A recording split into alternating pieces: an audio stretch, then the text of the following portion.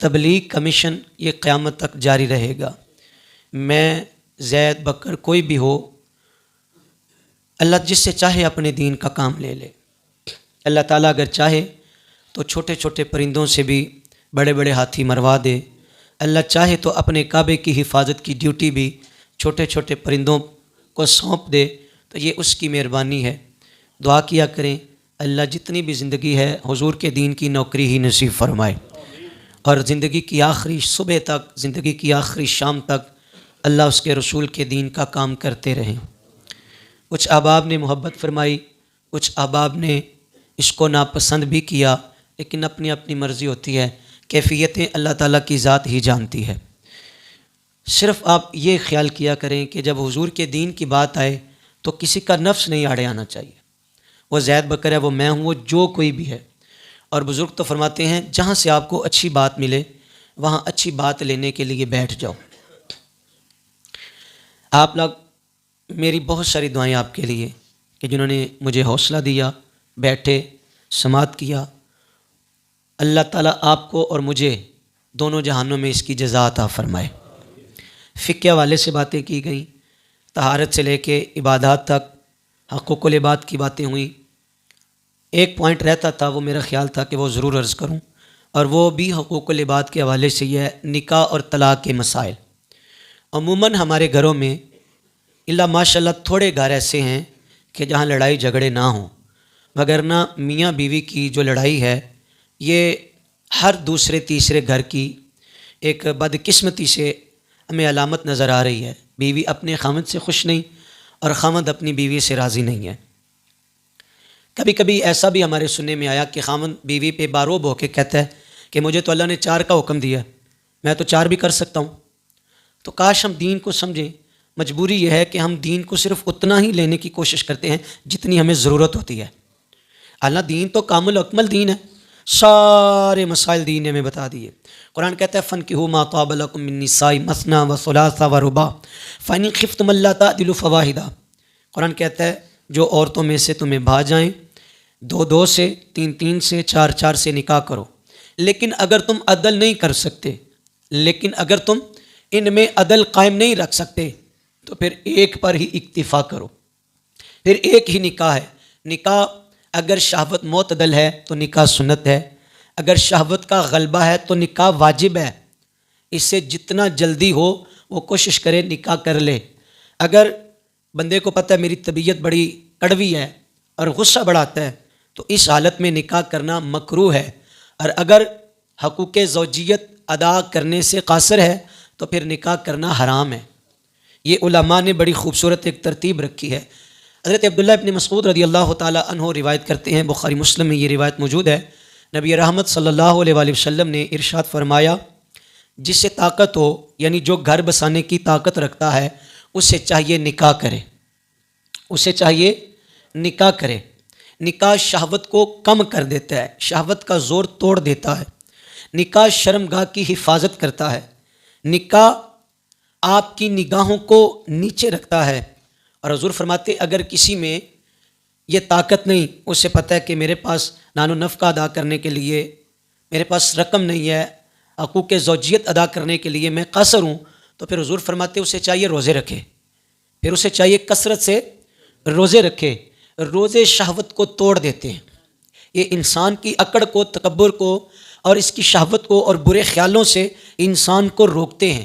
دونوں باتیں آپ کے سامنے، اور یہ حدیث مبارکہ بخاری مسلم سے میں نے آپ کے سامنے رکھی ہے کہ جس سے طاقت ہو، جو طاقت رکھتا ہے، اور طاقت رکھنے کے باوجود کچھ ایسے لوگ ہیں کہ وہ نکاح سے دور ہیں، انہیں شرعی عذر بھی کوئی نہیں ہے، اور پھر بھی وہ نکاح میں تاخیر کر رہے ہیں، تو سنیں نبی پاک علیہ الصلوۃ والسلام کا اعلان ہے۔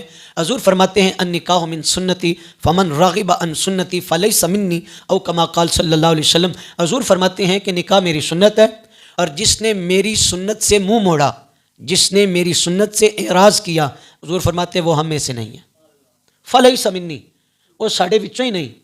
بھئی دیکھیں جب اولاد جوان ہو تو والدین کی ذمہ داری ہے، یہ والدین کی ذمہ داری، یہ ماں باپ کے فرائض میں یہ بات شامل ہے کہ اولاد کا کوشش کرے، جلدی کوشش کرے، نکاح کرے، اور اگر بغیر شرعی عذر کے نکاح نہیں کیا جا رہا تو ماں باپ اس کے ذمہ دار ہیں، والدین عند اللہ گناہ گار ہیں، ماں باپ کو گناہ ہوگا، بھائی مسئلہ بھی کوئی نہیں تھا۔ اور حضور سید عالم علیہ السلام کی حدیث مبارکہ، حضور فرماتے قیامت والے دن میں اپنی کثرت امت کی وجہ سے دوسرے نبیوں پر فخر کروں گا۔ 120 صفحے اگر ساری امتوں کی ہیں تو 80 صفحے میرے نبی کی امت کی ہوں گی۔ تو اگر بھائی نکاح کا سلسلہ رک جائے تو سلسلہ انسانیت آگے کیسے چلے گا؟ اگر اللہ چاہتا تو اس طریقہ کے علاوہ بھی حضرت انسان کو پیدا کر سکتا تھا۔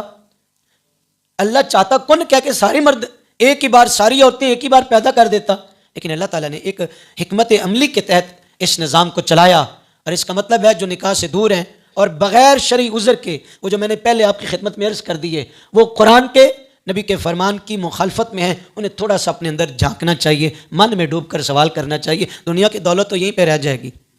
یہ تو کسی نے ساتھ کوئی بھی ہے، کوئی رختے سفر جو جانے لگا تو اس نے کہا میرا سارا مال سمیٹ کے نا، پہلیاں بھی لپیٹ کے نا جی ادھر وچ رکھ دیا جاتے میں قبر وچ لے جاواں۔ دوستو دین کی طرف آئیں۔ اللہ کے پیارے نبی صلی اللہ علیہ وسلم نے فرمایا تمہاری دنیا سے مجھے 3 چیزیں بڑی پسند ہیں، خوشبو، منکوحہ عورتیں، اور حضور فرماتے ہیں الصلاۃ قرۃ عینی، نماز میری آنکھوں کی ٹھنڈک ہے۔ نکاح حضور نے پسند فرمایا۔ 3 لوگ ایسے تھے جو ازواج مطہرات کے حجروں کے قریب آئے اور کھڑے ہو کر نا ایک دوسرے سے باتیں کرنے لگے اور حضور علیہ السلام کے معمولات پر سوال کرنے لگے کہ حضور عبادت کتنی کرتے ہیں، روزے کتنے رکھتے ہیں؟ حضور نے تو نکاح بھی کیے ہیں۔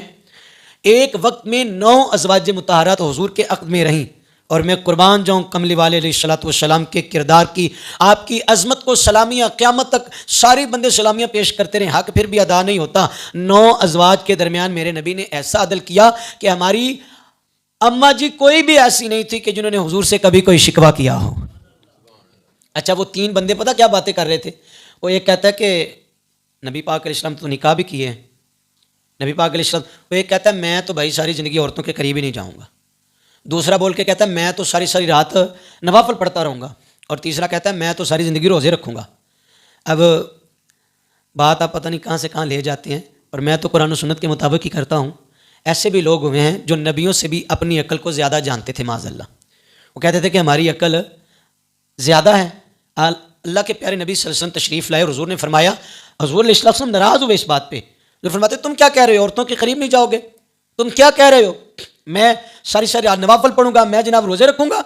آقا کریم صلی اللہ علیہ وسلم نے فرمایا سنو، میں تم سب سے زیادہ اللہ سے ڈرنے والا ہوں، تم سب سے زیادہ میں اللہ سے۔ حضور فرماتے میں نکاح بھی کرتا ہوں، میں رات کو سوتا بھی ہوں، میں رات کو اٹھ کر نفل بھی پڑھتا ہوں، میں دن کو روزہ بھی رکھتا ہوں اور افطار بھی کرتا ہوں، میں سارے کام کرتا ہوں۔ اچھا مجھے ذرا ایمان سے بتانا، انسان سارے تو ایک طرف، میرے نبی تو نبیوں کے بھی سردار ہیں، میرے نبی تو رسولوں کے بھی سردار ہیں، سب سے اولا والا ہمارا نبی، سب سے بالا والا ہمارا نبی، خلق سے اولیاء، اولیاء سے رسول، اور رسولوں سے اعلیٰ ہمارا نبی۔ حضور تو سب سے افضل و اعلیٰ ہیں، جن کی قسمیں میرے نبی نے فرمائی، وہ نبی فرما رہے ہیں میں نکاح بھی کرتا ہوں، رات کو نوافل بھی پڑھتا ہوں، دن کو روزہ بھی رکھتا ہوں، افطار بھی کرتا ہوں۔ اسلام ایسا دین ہے، اسلام کہتا ہے کہ بیوی کو حلال رزق جو تم نے کھلایا، اولاد کو جو حلال رزق کھلایا، اللہ اس کا بھی تمہیں صدقے کا ثواب عطا فرمائے گا۔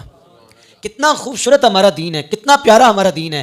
اچھا بہت ساری باتیں ہیں، لیکن آج کل جو ہمارے معاشرے میں ایک رسم چلی، رواج آ گیا، شادی بیاہ کی تقریبات اس انداز سے سیلیبریٹ کیا جا رہا ہے کہ اسلام سے اتنا دور ہو گئے، اتنا دور ہو گئے۔ نبی پاک علیہ السلام کی سنت میں برکت ہے نا جی، بولے ذرا مہربانی۔ قرآن پاک سے، حدیث مبارکہ سے میں نے کچھ باتیں عرض کی ہیں، کچھ باتیں۔ اب میرا آپ سے سوال یہ ہے کہ جو کام ہمیں دین نے کہا یقیناً وہ بڑا سونا کام ہے، یقیناً وہ بڑا خوبصورت کام ہے، اور جو حضور نے فرمایا یہ میری سنت ہے، اور جس نے میری سنت سے منہ موڑا وہ ہم میں سے نہیں ہے، تو یہ تو تھا اتنا نیک کام کہ جس کی ترغیب قرآن نے بھی دی ہے، نبی کے فرمان نے بھی دی ہے، لیکن ہمارا مزاج پتہ نہیں کن لوگوں کے پیچھے ہم چل پڑے، پتہ نہیں کن لوگوں کے پیچھے ہم نے۔ وہ عورت اگر اللہ معاف فرمائے، وہی ماں، وہی بھائی، وہی بیٹا، وہی خامد، وہی جناب شوہر اور سارے رشتے جتنے بھی ہیں، وہی باپ ہوتا ہے، کہ عرف عام میں ایسے حالات میں کہ اگر وہ بیٹی گھر سے باہر نکلتی ہے تو اس کو تاکید کی جاتی ہے، بیٹا سر ڈھانپ کے جانا، بیٹا اچھے طریقے سے جانا، حیا والے لوگوں کی بات کر رہا ہوں، حیا والے لوگوں کی، بیٹا اچھے طریقے سے جانا، با پردہ ہو کے گھر سے نکلنا۔ ظاہر ہے بیٹیوں کی پڑھائی کے معاملات ہیں، دیگر معاملات ہیں، تو وہ سمجھایا جاتا ہے، بڑی محبت کے ساتھ کہا جاتا ہے، لیکن وہی باپ، وہی بھائی، وہی بیٹا سارے چپ ہیں۔ شادی کے موقع پہ سر برہنہ ہے، وہ میک اپ کیا ہوا ہے، برہنہ سر اور عورتوں اور مردوں کا اختلاط ہے. پتہ نہیں یہاں کیوں ہماری غیرت کہاں چلی جاتی ہے. نہ باپ بولتا ہے، نہ بھائی بولتا ہے، نہ بیٹا بولتا ہے، نہ خامد کہتا ہے. یہ سارے چپ ہے، تماشے بنے ہوئے ہیں. مسئلہ کیا ہو گیا یہاں پہ؟ کس کو راضی کر رہے ہیں؟ جس عورت کا ماں نہیں پردہ تھا، اس کو چھپانا تھا، لیکن شادی کے موقع پہ 10-15 دن پہلے ڈھول باجا شروع کر لیا. اور جناب ڈھولک باجے پہ جب مہندی کی رسم آئی تو پھر ایک عجیب تماشا آ گیا جی. کیمرہ مین بھی آ گیا، ویڈیو بنانے والا بھی آ گیا. اور پھر جس دلہن کو آج سے چند سال پہلے، آج سے بزرگ بیٹھے ان سے پوچھیں، چند سال پہلے ڈولی میں بٹھا کے لایا جاتا تھا، ڈولی میں بٹھا کے جس کی جو ہے نا وہ خامن بھی اس کے ساتھ بات کرتے ہوئے شرماتا تھا، ہچکچاہٹ محسوس کرتا تھا کہ یار دوسرے کیا کہیں گے، اپنی بیوی سے بات کر رہا ہے. یہ نکاح کے بعد کی بات کر رہا ہوں. نکاح ہونے کے بعد بھی جب دلہن گھر جاتی تھی تو خامد بھی شرماتا تھا بات کرتے ہوئے. آج وہی خامد بڑے جو ہے نا وہ ماحول میں، وہاں مرد اور عورتیں ایک بڑی تعداد میں موجود ہیں، اور وہ اپنی دلہن کو جو سر برہنہ لے کے اور میک اپ کر کے سٹیج کی طرف آ رہی ہے، دولہا جاتا ہے ہاتھ پکڑتا ہے اس کا اور اس کو سٹیج کی طرف لا رہا ہے. بھائی بھی چپ ہے، باپ بھی چپ ہے، سارے چپ ہے. کیا تماشا لگا دیا؟ کس دین نے تمہیں اس کی اجازت دی ہے؟ میرے نبی کی شریعت کی دھجیاں اڑائی جا رہی ہیں، کوئی کہنے والا ہی نہیں. ایمان سے بتانا، یہ تو تھی حضور کی سنت. اور میں نے پہلے آپ سے سوال کیا، نبی کی سنت میں برکت ہے؟ اچھا بولو. پھر شروع سے میں نے ایک اور جملہ عرض کیا تھا کہ ہر گھر کی کہانی ہے میاں بیوی کی لڑائی. ذرا یار سوچو تو صحیح، جب ہم نے بیج ڈالا تھا، جب پہلا دن نکاح کا آیا تھا، اگر شریعت کا دامن تھاما ہوتا تو آج لڑائیاں نہ ہوتی. اگر شریعت کا ہاتھ تھاما ہوتا، اگر قرآن سے پوچھا ہوتا میری بیٹی کی شادی ہے، قرآن میری رہنمائی کر، میرے بیٹے کی شادی ہے، قرآن مجھے بتا، حضور علیہ السلام کی سنت سے سیکھا ہوتا تو یہ جھگڑے نہ ہوتے، فتنے نہ ہوتے، لڑائیاں نہ ہوتی. لیکن مجھے نہیں پتا یہ کن لوگوں کو راضی کر رہے ہیں. اپنی ملت پہ قیاس اقوام مغرب سے نہ کر، خاص سے ترکیب میں قوم رسول ہاشمی. اچھا یہاں بڑی مجبوری ہے ہمارے معاشرے میں، بڑی مجبوری ہے. جو اپنے نفس کے پجاری لوگ ہیں وہ حق سننا پسند ہی نہیں کرتے، وہ اس بات کو پسند ہی نہیں کرتے کہ ان تک حق بات پہنچے. لیکن خدا کی قسم جو مرضی سامنے آئے، اللہ چاہے تو جس سے مرضی کام لے لے. نمرود تھا، اللہ نے مقابلے میں ابراہیم کو بھیجا. فرعون تھا، مقابلے میں اللہ نے جناب موسیٰ کو بھیجا. اور اگر ابو جال ابو لہب تھا تو اللہ نے اپنے پیارے محبوب کو بھیجا. اور اگر سامنے یزید آیا تو نبی پاک علیہ السلام کا نواسا لخت جگر آقا حسین میدان میں آئے. تو یہ حق اور باطل کا رستہ قیامت تک چلتا رہے گا. مجھے اور آپ کو فیصلہ کرنا ہم کس راستے کے مسافر ہیں. یار سر برہنہ لیے، کبھی مہندی کی محفل ہے اور کبھی جناب، اور پھر اللہ کی پناہ وہ جو فوٹوگرافر ہے وہ جس دلہن سے بات کرتے ہوئے کبھی اس کا دلہا بھی شرماتا تھا. اب اسے سب سے پہلے تو فوٹوگرافر آ کے کہتا ہے یہ ذرا بازو اس طرف کر لیں، یہ ذرا چہرہ اس طرف کر لیں، یہ ذرا ہاتھوں کو اوپر رکھ لیں. اور میاں اور بیوی کو ماں باپ کے سامنے پوز بنوائے جاتے ہیں اور فوٹو شاٹ کیا جاتا ہے. خدا کے واسطے آپ سے التماس سے ہاتھ باندھ کے نبی کی شریعت کا مذاق نہ بناؤ. کم از کم آپ کی تقریب نکاح اور کافر کی تقریب نکاح میں فرق تو ہونا چاہیے نا. بھائی آپ سن رہے ہیں؟ بھائی یہ پتہ تو چلنا چاہیے کہ یہ مسلمانوں کی شادی ہے اور یہ عیسائیوں کی. تھوڑا یہ تو عیسائی کرتے ہیں اس طرح. بھائی یہ تو طریقہ عیسائیوں کا تھا کہ وہ جناب جاتا تھا گیٹ پہ اپنی دلہن کو بازو سے پکڑ کے سٹیج پہ لے کے، یہ طریقہ تو سارے عیسائیوں کا تھا. غزہ میں تم ہو نصارہ تو تمدن میں ہنود. یہ مسلمان ہیں جنہیں دیکھ کے شرمائے یہود. یہ تو سید بھی ہو، مرزا بھی ہو، افغان بھی ہو، تم سبھی کچھ ہو، بتاؤ تو مسلمان بھی ہو. کہاں ہم کیا رونا روئیں. ہم اپنے گھروں کی حفاظت نہیں کر سکتے اور ہم چلے ہیں ملک کو سنوارنے. اپنے گھروں کی چادر اور چار دیواری کی ہر بندہ حفاظت کرنے کی کوشش کرے. میرے کملی والے علیہ السلام نے فرمایا کلکم رائن کلکم مسئول عن رعیہ. ہر نگران سے سوال کیا جائے گا، پوچھا جائے گا. گھر کا جو سربراہ ہے اس سے گھر کے متعلق پوچھا جائے گا، حاکم سے ملک کے متعلق پوچھا جائے گا، یہاں تک کہ جو غلام ہے اس سے پوچھا جائے گا تم نے اپنے مالک کے مال میں خیانت تو نہیں کی. اگر پہلے دن ہم نے تھوڑا سا اسلام کا پاس رکھا ہوتا تو پھر میاں بیوی میں محبت ہوتی. اور ایک اور روایت سن لیں، جب ہم رشتہ تلاش کرنے نکلتے ہیں تو ہماری جو طلب ہوتی ہے وہ کیا ہوتی ہے؟ سرکار فرماتے ہیں 4 چیزیں جس کی وجہ سے رشتہ کیا جاتا ہے. ایک مال ہے، ایک حسب نسب ہے، ایک حسن ہے، عورت کا حسن بھی دیکھتے ہیں لوگ، اور چوتھی بات ہے عورت کی دینداری. ہم زیادہ کیا دیکھتے ہیں؟ یا تو برادری دیکھیں گے، یا پھر خوبصورتی دیکھیں گے، اور یا پھر مال دیکھیں گے. کچھ لوگ تو ایسے بدبخت ہیں کہ جن کی پہلے نگاہ جہیز پہ ٹکی ہوتی ہے کہ اس نے دینا کیا ہے. اس نے ظالم اللہ کا خوف کرو، کیا جواب جرم دو گے تم خدا کے سامنے؟ اللہ اگر تجھے بیٹیاں دے اور تیرے گھر میں کوئی اس غرض سے آئے کہ تو جناب بیٹی کو جہیز میں کیا دے گا؟ بزرگ کہتے ہیں، بڑا جملہ بولتے ہیں، آندھے جنہیں تھی دے دی تھی انہیں پیچھے کی رکھے ہے. بھائی دولت تو ان کے گھر میں بھی کہتے ہیں نا، ان کے گھر میں بھی بڑی ہوتی ہے۔ آقا کریم صلی اللہ علیہ وسلم فرماتے ہیں ان 4 چیزوں میں تمہیں کیا چاہیے کہ سب سے زیادہ فوکس کرو؟ فرمایا تم سب سے زیادہ دینداری دیکھو، دین دیکھو۔ رشتہ جب کرنے نکلے ہو تو تم دیکھو کہ جس عورت سے بیٹے کا یا وہ خود ہے یا بھائی یا جس کا نکاح کیا جا رہا ہے وہ عورت دین سے محبت کتنا کرتی ہے۔ اگر تو وہ دین سے محبت کرتی ہے تو یقیناً وہ خاوند کی تابع دار ہوگی۔ وہ فرما اس کو پتہ ہے کہ میری جنت تو خاوند کی تابع داری میں ہے، پھر وہ تابع داری میں زندگی گزارے گی۔ لیکن اگر ہم نے ایسا تو رشتہ ڈھونڈنے کی کوشش نہیں کی، ہم نے تو کہا کہ دلہن وہ لے آئیے برادری چ پتہ لگ جائے، بڑی سونی نو لب کے لے آتی ہے، پھر وہ بڑی سونی جو آتی ہے یا مال و زر والی یا حسب نسب کے حوالے سے، پھر جب اس کی زبان چلتی ہے ساس کو بھی کاٹتی ہے سسر کو بھی کاٹتی ہے، خاوند کی تو بات سنا اللہ ماشاء اللہ۔ بھائی آپ اسلام سے خود دور ہوئے ہیں اور آپ ان ماحول کے خود ذمہ دار ہیں، آپ خود ذمہ دار ہیں۔ کوشش کریں اپنے ماحول کو اسلام کے سانچے میں ڈالیں۔ اسلام اپنے دیش میں پردیسی ہو گیا، اپنے دیش میں یہ دروازے پہ دستک دیتا ہے شادی بیاہ کے موقع پہ بھی ہر جگہ، لیکن ہم کہتے نہیں ہم نے تو دروازے نہیں کھولنا، جتنی ضرورت ہے اتنا اسلام کو لیں گے۔ یہ باتیں طویل ہے، طلاق کے حوالے سے بھی 1-2 باتیں میں جلدی آپ کی خدمت میں عرض کر دوں۔ ایک تو یہ بات تھی، اور جب ہم نے دین کو نہیں دیکھا تو پھر جھگڑے، اور جھگڑوں کی جب نوبت آتی ہے تو ایک طلاق کا مسئلہ سامنے آتا ہے۔ مرد نے جلدی غصے میں آ کے لڑائی کی، جھگڑا کیا، اور جلدی اس نے ایک ہی مجلس میں کئی بار کہہ دیا۔ اچھا احناف کے نزدیک امام اعظم ابو حنیفہ، ہم حنفی ہیں الحمدللہ، اور ہم اپنے تئیں قرآن سے مسئلے نہیں لیتے، ہم اس طرح قرآن سے مسئلے لیتے ہیں جس طرح حضور کا فرمان ہے۔ یہ سادہ سی میں نے مقلد ہونے کی سادہ سی مثال میں نے آپ کے سامنے رکھ دی ہے۔ اچھا ایک طلاق کی قسم ہے رجعی، یعنی ایک بار کہنا، اگر 2 بار کہہ دیا تو اسے بائنا کہتے ہیں۔ پہلی میں بھی گنجائش ہے اور دوسری میں بھی گنجائش باقی ہے۔ اگر پہلی طلاق دے دی اور عدت گزر گئی، ابھی دوسری نہیں کہی، عدت گزر جانے کے بعد وہ بائنا ہو جائے گی، یعنی 2 پڑ گئی ہیں، ٹھیک ہے جی، چونکہ عدت گزر گئی ہے، عدت گزرنے کے بعد اب بائنا میں منتقل ہو گئی ہے، ابھی بھی گنجائش باقی ہے، اس کے ساتھ دوبارہ اسی خاوند کا نکاح کیا جائے گا، اسی مرد کا اسی عورت کے ساتھ دوبارہ نکاح کیا جائے گا، لیکن شرط یہ ہے کہ یہ دونوں طلاقیں اس کے سر پر لٹکتی رہیں گی۔ اگر اس نے زندگی میں ایک بار اب دوبارہ کہہ دیا تو یہ ہو جائے گی مغلظہ۔ تیسری قسم طلاق کی اسے مغلظہ کہتے ہیں، وہ آپ ایک کر کے دے دیں، مہینے کے بعد دے دیں، یا ایک ہی مجلس میں کہہ دیں۔ بندے آتے ہیں غصے میں، معمولی بات پہ تلخ کلامی ہوئی، جھگڑا ہوا، اچھا سن لے یہ جو طلاق یہ جو نکاح کی گرہ ہے اسلام نے مرد کے ہاتھ میں رکھی ہے، عورت کے ہاتھ میں نہیں رکھی۔ عورت طلاق نہیں دے سکتی، طلاق صرف مرد کو اختیار ہے۔ زمانہ جاہلیت میں مرد عورتوں کو کئی مرتبہ طلاق دیتے، پھر بلا لیتے، پھر طلاق دیتے، پھر اس کھلواڑ کو اسلام نے روکا ہے، اس کو اسلام نے۔ اچھا اگر آپ میں سے کوئی مجھے 1000 روپیہ دے، 1000 روپیہ دے، تو میں کہوں کہ آپ نے تو 1 روپیہ دیا ہے، تو جھگڑا بنے گا؟ اچھا بولو، بنے گا؟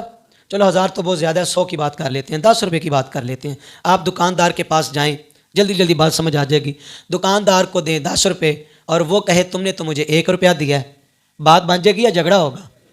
مجھے سمجھ نہیں آتی، کیلکولیشن کرتے ہوئے، اعداد کا شمار کرتے ہوئے لوگ 1 کو 1 تصور کرتے ہیں، 3 کو 3 تصور کرتے ہیں، 10 کو 10 تصور کرتے ہیں، 100 کو 100 تصور کرتے ہیں، لیکن جب طلاق کا معاملہ آتا ہے تو کچھ غیر مقلد لوگ، وہ کہتے ہیں جی 100 بار بھی کہہ دو تو 1 ہی تصور ہوگی۔ اور ہمارے ہی عقیدہ سے تعلق رکھنے والے لوگ، اچھا پہلے تو اس کا غصہ کنٹرول نہیں ہو رہا تھا، اب وہ 3 بار کیا بیٹھا، انہوں نے بچیاں دی بھی یاد تڑپاندی ہے پئی، انہوں نے میری بیٹیاں نے تے پجو جی مولوی صاحب دے کول، مفتی صاحب کول، جناب کوئی ہی لابا نہ کرے کوئی۔ اچھا وہ پھر بتاتے ہوئے بھی لفظوں کو چھپاتا ہے، کبھی کہے گا نہیں جی میں تو غصے میں تھا، کبھی کہے گا نہیں جی وہ تو حاملہ عورت تھی، کبھی کہے گا نہیں جی وہ تو یہ معاملہ تھا۔ سن لیں، طلاق اور نکاح 2 ایسے فعل ہیں جو ہر حالت میں نافذ ہو جاتے ہیں، حالت غمی ہو یا حالت خوشی ہو۔ تو ایمان نال دسیا جے کدی تساں ایسا واقعہ سنیا کہ بندہ آکھے میں تو بڑا ہی راضی ہوں، اور خوش ہو کے وہ کہے کہ میں اس سے بڑا خوش ہوں، راضی ہوں، تو وہ کہے کہ میں اس بیوی کو چھوڑ رہا ہوں؟ کبھی ایسا ہوتا ہے؟ طلاق کی نوبت لڑائی کی صورت میں آتی ہے، جھگڑے کی صورت میں آتی ہے۔ اب اسلام کا مزاج دیکھیں، اب وہ لوگ جو لڑائی جھگڑے کر کے اہل سنت و جماعت احناف کے مطابق فیصلہ کرتے ہیں کہ جی قرآن و سنت کے مطابق، احناف کا فیصلہ میں نے پہلے کہا اپنا من گڑت نہیں ہے، قرآن کے مطابق ہے، نبی کے فرمان کے مطابق ہے۔ حضور کی حدیث کے مطابق ہے، اللہ کے قرآن کے مطابق ہے، تو وہ کہتے ہیں اگر تم نے 3 بار کہہ دیا تو اب اس کے بعد جدائی ہے، اب اس کے بعد کیا ہے، اب گنجائش کوئی نہیں ہے۔ پھر وہی بندہ جاتا ہے غیر مقلد کے پاس، وہ کہتا ہے کوئی گل نہیں، تو 100 باری بھی کہہ دے سا۔ ایسا شاید آپ نے زمانے میں دیکھا، میرا خیال ہے یقیناً آپ کے علم میں ہوگا۔ اب وہ غیر مقلد کے پاس جا کے اس نے فتویٰ لے لیا اور اسی بیوی کو گھر لے آیا، اور ساری زندگی باقی کے وہ گناہ چلتے رہتے ہیں، وہ باقی کی ساری زندگی گناہ۔ اچھا اسلام نے یہ حلالہ والا معاملہ، اسلام نے کہا اب 3 ہو گئی ہیں، اب یہ عدت گزارے، کسی اور سے نکاح کرے، اور وہ خامد اپنی مرضی سے طلاق دے، پھر عدت گزرے، اور پھر یہ پہلے خامد کے حق میں نکاح کر سکتی ہے۔ اسلام نے اتنا سخت لہجہ رکھا، کچھ لوگ کہتے ہیں، کچھ لوگوں کا یہ ظلم، ہم نہیں کہتے اسلام کا یہ سخت لہجہ ہے، اسلام کا یہ تو بڑا حسین لہجہ ہے۔ اسلام نے، چلو ان لوگوں کی ہی بات آپ کے سامنے ڈسکس کرتے ہیں، کیوں رکھا؟ اس لیے کہ اسلام نے جھنجھوڑا ہے، اوہ ایک باری کیا ہی چپ کر جا، قابو رکھ، بعد میں جو بھاگنا تم نے کہنا مجھے بچے یاد آ گئے ہیں، مجھے یہ بھی ہے، میرا گزارا نہیں ہے، ایک بار کہہ دیا ذرا تسلی کر لے، چپ کر جا، ابھی موقع ہے، چلو دوسری بار بھی کہہ دیا، ابھی بھی چپ کر جا۔ اسلام نے کہا اب تو نے تیسری بار کہہ دیا، تو نے اسلام کی نہیں مانی۔ اسلام نے تو سمجھایا تھا، اسلام نے تو جوڑا تھا، اسلام نے تو محبت بانٹنے کا درس دیا تھا، اسلام نے تو پیار کرنے کا درس دیا تھا۔ اور سنت طریقہ یہ ہے طہر میں، یعنی پاکیزگی کے ایام میں، عورت کی پاکیزگی کے ایام میں بغیر صحبت کیے اس کو 1 طلاق دی جائے، یہ سنت طریقہ ہے۔ اب کہا ایک کے بعد اب کچھ دن اب یہ ذرا غور کریں، صحبت کیے بغیر اب اس کو ذرا پتہ چلے، چند دن، تھوڑے سے دن یہ ذرا بریک کرے گا نا، تو پھر اس کو تھوڑا سا نا عقل جو ہے نا اس کی ذرا گردش کرے گی، دوڑے گا، یہ کہے گا نہیں بچے بھی ہیں، گزارا نہیں ہے، نظام نہیں چلے گا، تو وہ ایک کے بعد عدت کے دوران جلدی وہ رجوع کر لے گا، وہ رجوع، یہ سنت طریقہ اس لیے بتایا گیا۔ اچھا ایک کے بعد عدت گزرنے سے پہلے دوسری بھی دوسرے مہینے میں چلی گئی، پھر بھی اس کو موقع ہے، اس کے پاس ابھی موقع ہے، یہ سمجھ سکتا ہے یار بچوں کی پڑھائی ہے یا سارے معاملات ہیں، تو اسلام نے تو سارا کچھ بتایا تھا، سکھایا تھا۔ اگر اسلام کے مطابق چلتے تو گھر جنت ہوتا، اور اگر اسلام کے مطابق نہیں چلے تو اب کیا پچھتائے ہوت جب چڑیاں چگ گئیں کھیت۔ احناف کے نزدیک 3 طلاقیں مغلظہ ہیں، ان کے بعد جدائی ہے۔ میں اور آپ ذرا غور و فکر کریں، نکاح اور طلاق کے جو مسائل ہیں انتہائی ضروری مسائل ہیں۔ تھوڑے سے وقت میں میں اتنی ہی باتیں آپ کی خدمت میں عرض کر سکا ہوں۔ آئیں اپنے گھروں میں اسلام کو داخل کریں، اور شادی بیاہ کی تقریبات حضور علیہ الصلوۃ والسلام کی سنت کے مطابق، اور اگر اللہ نہ کرے معاملات ایسے ہیں تو اس کو بھی سنت کے مطابق دیکھنے کی کوشش کیا کریں۔ وما توفیقی الا باللہ وما علینا الا البلاغ المبین۔